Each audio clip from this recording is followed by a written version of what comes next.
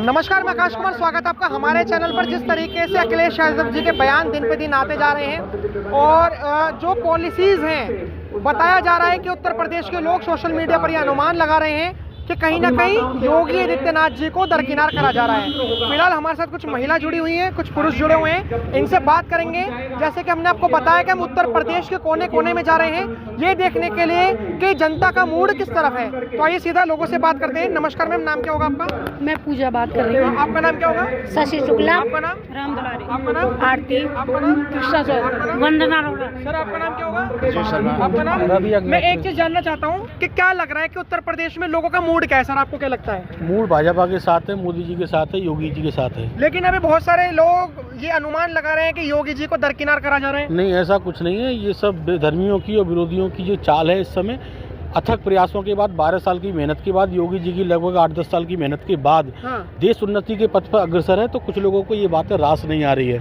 हिंदुओं को तोड़ने का प्रयास किया जा रहा है। ऐसे मत ये आवश्यक है ऐसे हिंदू सम्मेलनों की जिससे हिंदू एक हो सके। और आरएसएस ने ये प्रण लिया है, प्रदेश में 80 सम्मेलन ऐसे किए जाएंगे, हिंदुओं को जोड़ा जाएगा। मेरे को एक बात बताइए, ये जो बताया जा रहा है कि जैसे यूजीसी आया, यूजीसी का एक पैमाने तो बहुत सारे थे, लेकिन यूजीसी का एक पैमाना ये भी था कि योगी जी को साइड करा जाए, क्योंकि श्रमण समाज का जो वोट है वो एक तरफा योगी जी की तरफ जाता है। ऐसा कुछ भी नहीं है, ये सब भ्रामक प्रचार हो रहा है और उससे कुछ होने वाला नहीं है। मातृशक्ति सभी भाजपा के साथ है, मोदी जी के साथ है, योगी जी के साथ है और कुछ भविष्य में अच्छे ही फैसले होंगे।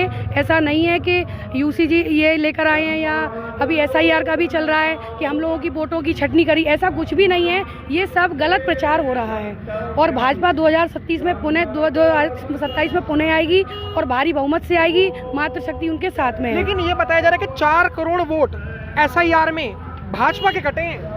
नहीं, ऐसा नहीं है। सभी लोग लगे हुए हैं, जो वोटर है और जो नए वोटर हैं सभी को जोड़ा जा रहा है। ऐसा नहीं है कि वोट कट रहे हैं। यही चीज़ का पूरा वो चल रहा है BLO के साथ। BLO 2 भी लगाए गए हैं। आपको क्या लगता है कि इंटरनल पॉलिटिक्स क्या है? जैसे सोशल मीडिया पर दिख रहा है कि योगी जी को दरकिनार करा जा रहा है, सच बताना आपको लगता है नहीं लगता? ऐसा जो विपक्षी है वो विपक्ष की ही बात करेगा, वो उनके पक्ष में तो बात करेगा ही नहीं। और उसके लिए वो कितने में भ्रम और भ्रांतियां फैला सकता है।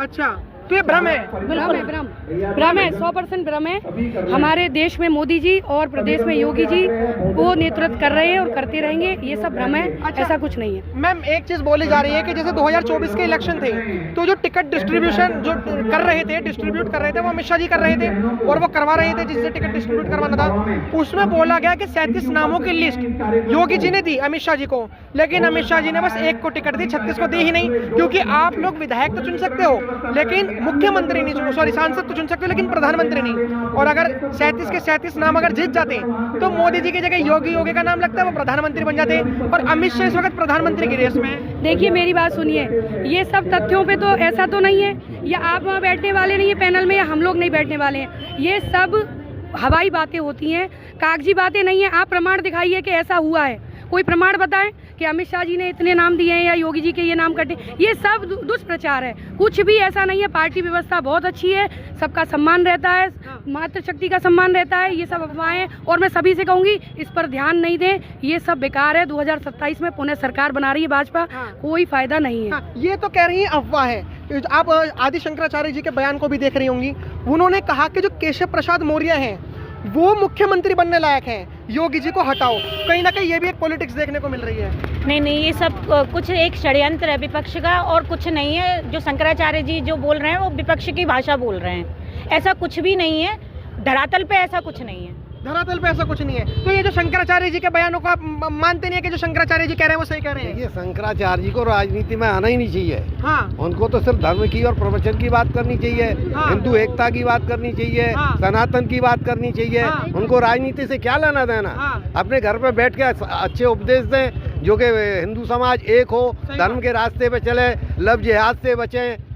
उनको ये प्रवचन करने चाहिए। उनको ये नहीं करना चाहिए कि मैं राजनीति में, और उनको इतना घमंड भी नहीं करना चाहिए कि मैं सही हूँ बाकी सब गलत। सही बात। वो कहते हैं कि सिर्फ मैं एक सही हूँ बाकी गलत है। उनका तो ये मामला विचाराधीन है। अभी यही पता नहीं कि वास्तव में वो शंकराचार्य हैं या नहीं है। अभी तो उनका सुप्रीम कोर्ट में मामला विचाराधीन चल रहा है। तो ये कैसे कह देंगे अभी शंकराचार्य हैं? सर वो अंकराचार्य है, शंकराचार्य भी नहीं है। ठीक है। हाँ, मैं आपका जो ओपिनियन है वो आपका व्यक्तिगत है, लेकिन एक चीज आपकी ओपिनियन भी तो ऐसी है कि आप इस तरह के प्रश्न करते हैं कि हम लोगों में फूट पड़े। आपको ऐसा नहीं करना चाहिए। हमारा जो प्रश्न है वो सीधा सीधा ये है कि मणिकर्णिका घाट पर, क्योंकि अखिलेश यादव जी का बयान ये है और हम पूरी यूपी घूम रहे हैं, हम दिल्ली से आए हैं यही जानने के लिए कि जो मणिकर्णिका घाट पर हुआ, जो शंकराचार्य जी के शिष्यों के साथ हुआ, तो समाजवादी पार्टी खुद कह रही है कि ये जो योगी जी हैं वो हिंदू विरोधी हैं। एक बात बताइए, जब अखिलेश जी ने इनको पिटवाया था, जब क्या हुआ? सही बात। अखिलेश जी ने क्यों पिटवाया शंकराचार्य जी को? 2015 में। हाँ, 2015 में वही पिटवा रहे हैं उनको। उनके पिताजी हिंदू पे गोलियां चलवा रहे हैं, माननीय मुलायम सिंह जी हैं, वो उन्होंने गोलियां चलवाई। अखिलेश जी ने शंकराचार्य जी को पिटवाया। जब कहाँ गए शंकराचार्य जी? कि तब क्यों नहीं बोले कि मुझको पिटवाया जा रहा है, सब लोग मेरे साथ आइए? तो उनको तो राजनीति से दूर रहना चाहिए। इसीलिए अखिलेश यादव जी से फोन पे बात कर रहे हैं, वो अखिलेश जी और वो दोनों कर रहे हैं, ये राजनीति है। इसीलिए तो मैं कह रहा हूँ ना कि उनको तो राजनीति से दूर रह के हिंदू एकता की बात करनी चाहिए। ठीक है। अच्छा, मेरा सर एक सवाल है कि जैसे अभी लोग अनुमान लगा रहे हैं, आपने कहा राजनीति और आप भी कह रहे हो, सभी कह रहे हो राजनीति, और सोशल मीडिया पे भी दिख रहा है राजनीति है, लेकिन लोग ये कह रहे हैं कि शंकराचार्य जी को मैदान में अखिलेश यादव जी या मायावती जी ने खड़ा करा, केशव प्रसाद मौर्य जी ने खड़ा करा। इस बातों में कितनी ये सब बिल्कुल बकवास की बातें हैं। हाँ। वो तो खुद उनके इतना मन में उबाल रहता है हर समय कि मैं भी राजनीति में कूद पड़ूं अपने आप ही, कि मुझे लोग पूछें। अभी उन्होंने क्या कहा कि संविधान बाद में, पहले हम लोग हैं।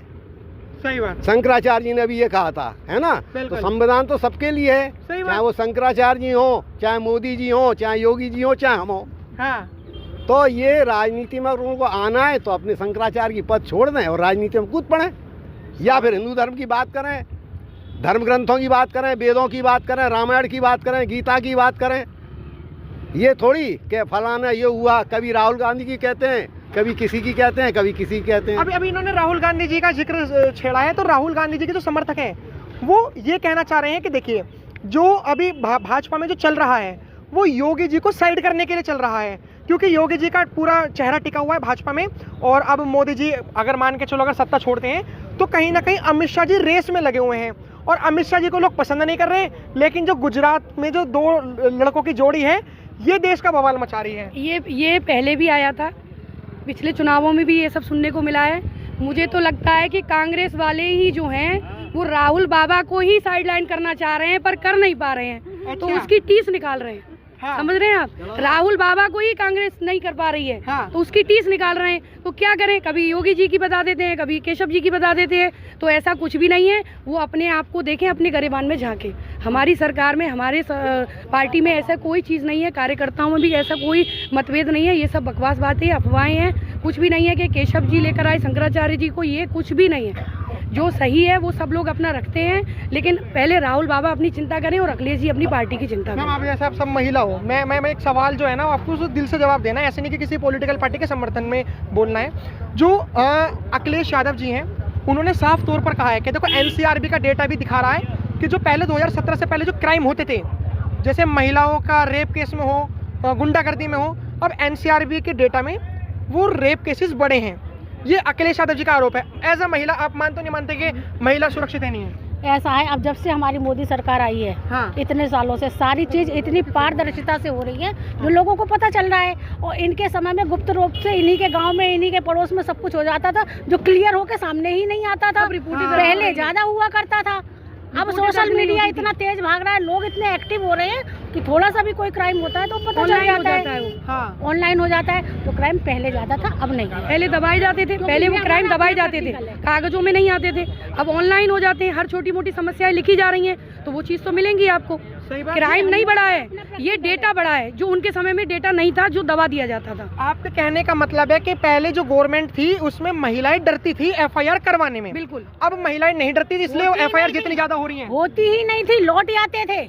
और आज तो योगी जी का खुद का अपना नंबर है, अगर नहीं कोई एफआईआर कर रहा है तो उनके नंबर पे कॉल करो, तुरंत सुनवाई होती है। ये मेरा अपना प्रैक्टिकल है। मेरा भी अपना खुद व्यक्तिगत इस पे मैंने हुआ है, मेरे साथ में भी व्यक्तिगत घटना घटी है, तो उसमें हमने तुरंत वहाँ पे कॉल किया और तुरंत 1076 पे फ़ोन किया, तुरंत हमारी एप्लीकेशन भी ली गई और उस पे काम भी किया गया। तो ये कौन लोग हैं जो भड़का रहे हैं कि मतलब महिलाओं की तो सुनवाई नहीं हो रही, पुलिस सुनती ही नहीं है? ऐसा कुछ नहीं है, विपक्षी है, उनका तो काम ही है, उन पे अब कुछ रहा तो है नहीं। अब क्या करें, परिवारवाद भी उनका चल नहीं पा रहा है, तो कुछ ना कुछ तो करेंगे ना। तो उनको वो कहते हैं ना, बंदर को नचाने के लिए डुगडुगी बजानी पड़ती है, तो वो डुगडुगी को अपने को बजा रहे हैं कि चलो मदारी हो, खेल देखो, हम मदारी का खेल दिखाने आए हैं। बिल्कुल।